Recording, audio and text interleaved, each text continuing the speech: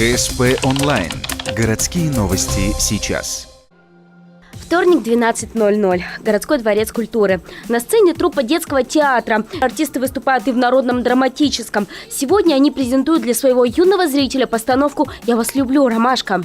Бессменный руководитель, режиссер Вера Гой отмечает, этот спектакль посвящен вечным ценностям, несмотря на то, что он детский. Раз на лесной опушке появляется прекрасная ромашка. Настолько красивая и хрупкая, что обитатели леса просто не могут относиться к ней равнодушно. И все любят ее. Они песни для нее сочиняют, превращаются все в цветы.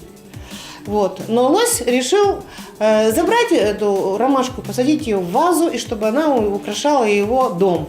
Всем остальным, ежику, кузнечику и медвежонку, приходится объект восхищения спасать. Герои учат маленьких зрителей быть веселыми и добрыми, беречь друзей, ценить окружающую красоту. А еще они почти хрестоматийные персонажи в детской литературе и мультипликации, так близки своим маленьким зрителям. Реакция на их появление почти всегда безусловный восторг. По мне так. С детьми всегда хорошо.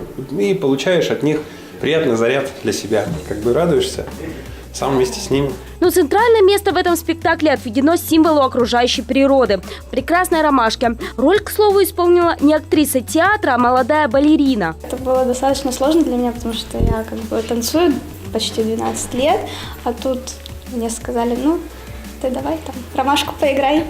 Вот, и я думала изначально, что я просто станцую пару танцев, пойду домой. Но в итоге пришлось выучить текст, но я была достаточно удивлена и рада этому.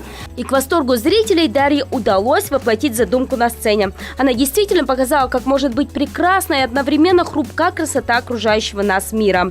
Кстати, после просмотра спектакля юным зрителям предложено воплотить свои фантазии на тему защиты окружающей среды в рисунках, тем самым поучаствовать в конкурсе. Авторы лучших работ будут определены 7 апреля. Награждать их будут на этой же сцене.